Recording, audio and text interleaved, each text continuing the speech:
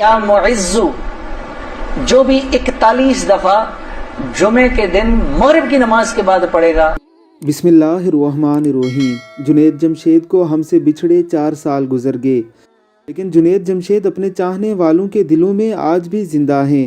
جنید جمشید بہت ہی خوبصورت انداز میں پند و نصائح سے بھرپور تقریریں کیا کرتے تھے، لوگوں کو وظائف بتاتے، لوگوں کو تبلیغ دین کے کام میں لگاتے اور اللہ رب العزت کے دین کے ساتھ جڑے رہنے کی تلقین کرتے رہتے۔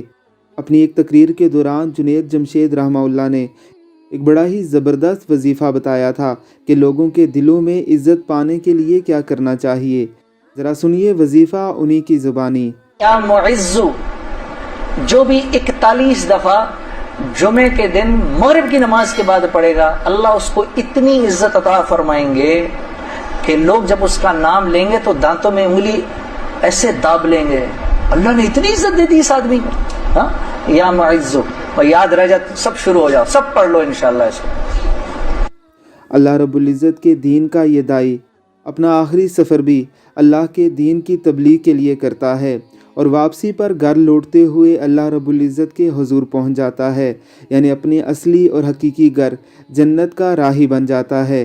اللہ رب العزت کی ذات ان کے درجات بلند کرے اور ہمیں بھی ان کی طرح دین سے محبت اور اس پر عمل کرنے کی توفیق عطا فرمائے۔ آمین ثم آمین۔